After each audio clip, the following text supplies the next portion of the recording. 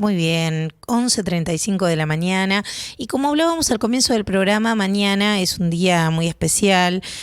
Como todos los 12 de mayo se conmemora el Día de la Fibromialgia. Se invita también a toda la comunidad y a todo el país a reflexionar sobre esta enfermedad que realmente es muy especial en cuanto a su sintomatología y a su diagnóstico. Como mucho no la entendemos, y creo que le pasa a muchos incluso de las que lo padecen, vamos a charlar con la licenciada María Guadalupe Rosales, una psicóloga especialista en terapia cognitiva conductual. Ella es de la Facultad de Psicología de la UBA, es doctoranda de la UBA en proyecto Rumiación y Metacognición en Dolor Crónico, es docente de grado y posgrado en la Facultad de Psicología de la UBA también, secretaria científica de la Asociación Argentina para el Estudio del Dolor y miembro de la International Association for the Study of Pain. Perdonen mi inglés, por favor. Le vamos a dar la bienvenida a la licenciada María Guadalupe Rosales, quien nos va a estar contando un poquito sobre la fibromialgia. Buenos días, Guadalupe. Hola Marina, buenos días. ¿Cómo estás? Bien, muy bien. Muchas gracias por la invitación. No, por favor, agradecidos nosotros de que nos brindes este ratito. Te preguntamos, Guadalupe, te puedo decir, María, no sé cómo te gusta. Guadalupe, Guada, como prefieras. Muy bien, buenísimo, Guada, entonces.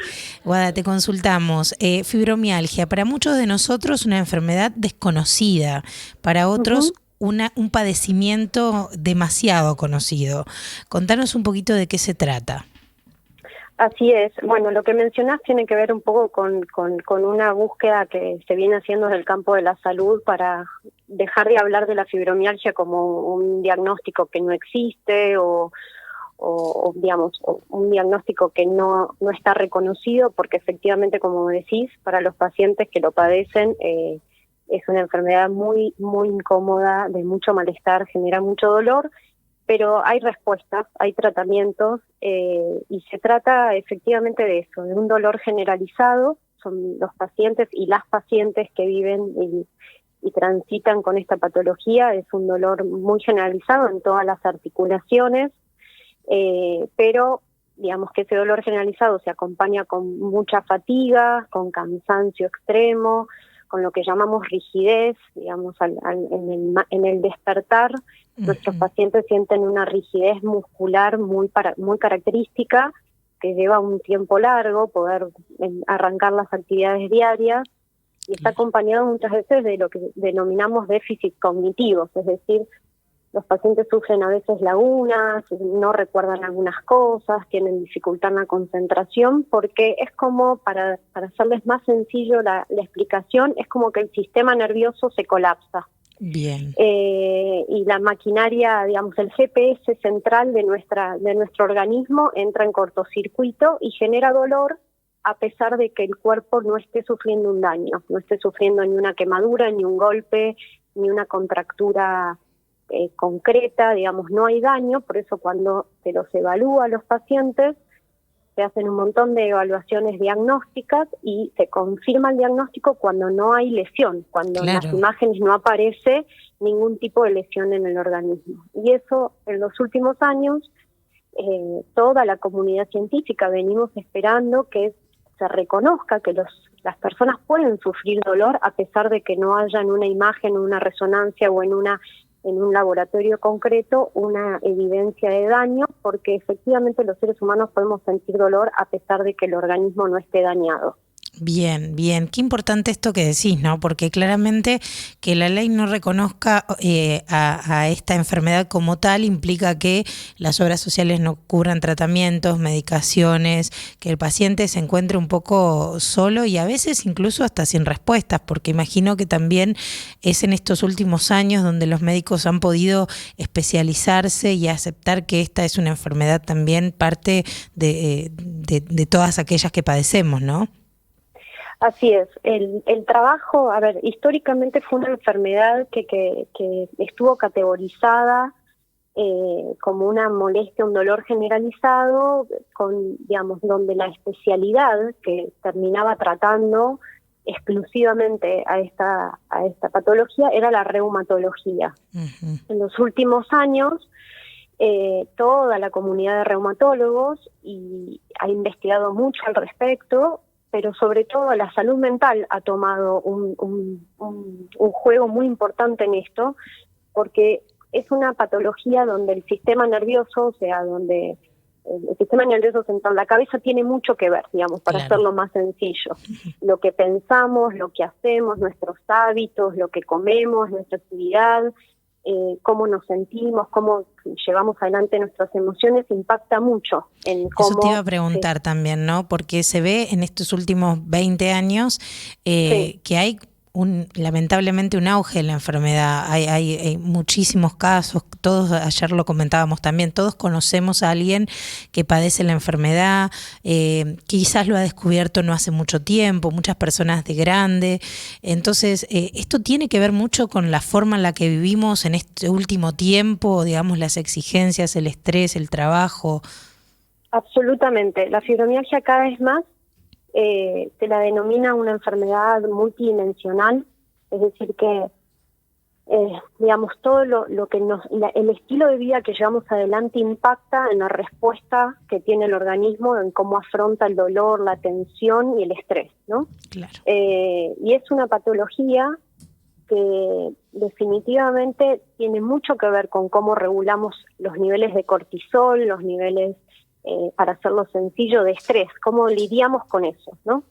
Entonces, la psicoterapia actual sabe, digamos, y viene desarrollando un montón de herramientas para poder hacer frente a eso. Entonces le enseñamos a los pacientes a cambiar el modo de pensar ciertas cosas, a mejorar sus emociones y a, digamos, definitivamente cambiar ciertos hábitos, porque es la manera que tenemos de que el organismo entienda que no tiene que emitir dolor como una respuesta para sobrevivir. Claro, qué fuerte eso. Entonces, bueno, por eso es tan importante el campo de la salud mental en el tratamiento de esta patología, y tal como vos decías, exactamente es así. Hay cada vez más casos, pero además hay cada vez más casos porque históricamente no fue, digamos, no era diagnosticada correctamente la patología. Bien, entonces se está volviendo más crónico. Imagino que también si no se diagnostica a tiempo y no se empieza a trabajar de manera integral, como vos lo decías, corre el riesgo del paciente de cada vez ir teniendo más manifestaciones de dolor. Exactamente, y se generaliza, digamos. Claro. ¿Qué significa esto? Es una patología que se llama sensitiva central, es decir que está, digamos, comandada por el cerebro, ¿no? Y por toda la información cognitiva. Entonces, si no la tomamos a tiempo y no la trabajamos a tiempo y no acompañamos a nuestros pacientes a que mejoren a tiempo, se empieza a generalizar y empiezan a migrar en otras patologías, como la migraña crónica, como las infecciones urinarias, que se llaman cistitis intersticiales, como también la dificultad para dormir o la fatiga crónica. Es decir, empezamos a tener cada vez más problemáticas porque no trabajamos a tiempo en el cambio multidimensional que implica en la vida de esos pacientes hacer una mejoría.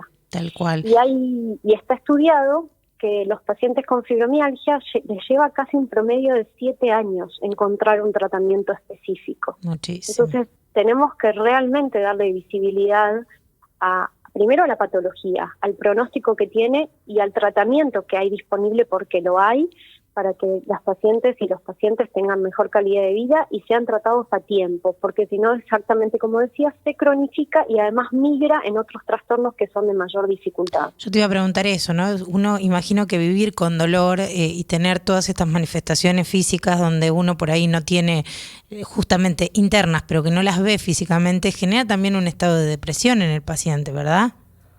Así es, no, digamos, está estudiado y hoy lo sabemos que de cada 2 pacientes con dolor crónico, 1 tiene depresión clínica. Es el 50% de los pacientes los que conllevan una depresión clínica, no un estado de ánimo medio negativo, no el bajón que diríamos, sino una depresión clínica, y eso demanda también tratamiento y demanda mayor discapacidad para la vida del paciente y para su nivel de funcionalidad cotidiana. Entonces, realmente no podemos pasar por alto el trabajar a tiempo con la prevención de patologías de dolor, porque efectivamente a lo largo del tiempo se complica mucho más para el paciente, para su familia y para el sistema de salud en general.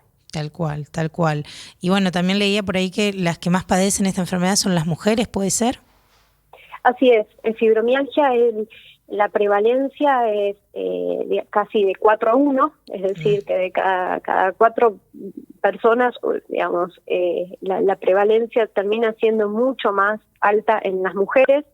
Hay explicaciones al respecto, hay estudios al respecto que tienen que ver también con la característica que tenemos las mujeres en el sistema inmunológico, en el sistema endocrinológico y también en el modo de vida que llevamos, claro, en ese multitasking femenino que no es menor. Tal cual. Digamos, por eso también debemos trabajar fuertemente en la prevención temprana para que en las mujeres en edad de desarrollo, digamos, donde tienen su primer menarca, digamos, la menstruación y todo el desarrollo físico, bueno, sean pacientes, sean mujeres que tengan información de cómo llevar adelante ciertos hábitos que las acompañen a prevenir este tipo de patologías. Bien, me interesa eso, Guada. Cuando vos decís, bueno, desde muy chicas, desde muy chicos podemos empezar a prevenir, cambiar nuestras formas de vida, nuestros hábitos, por ahí en qué cosas debemos enfocarnos. Y después la otra pregunta es, cuando ya somos grandes y empezamos a tener ciertas sensibilidades, ¿cómo nos vamos dando cuenta que puede llegar a ser fibromialgia? Ok, en principio, digamos, el camino de la prevención primero tiene que ver con la información. Esto que agradezco que le estén dando este espacio, que mañana realmente haya visibilidad al respecto de esta patología, porque los seres humanos no podemos hacer acciones preventivas frente a algo que desconocemos. Tal cual.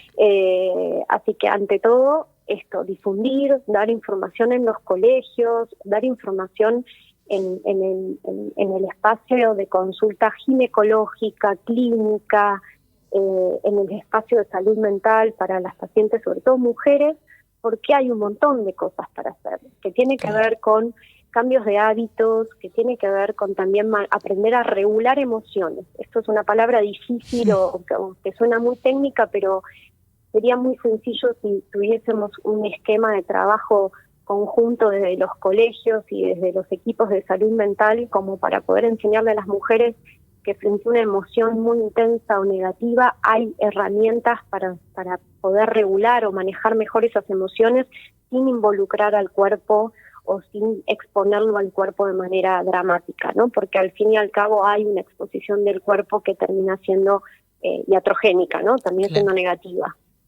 Entonces hay un gran trabajo de prevención, cambios de hábitos en la alimentación, en la actividad física, en el cómo lidiamos con el estrés, en cómo manejamos ciertas cuestiones de tensión frente a los cambios hormonales.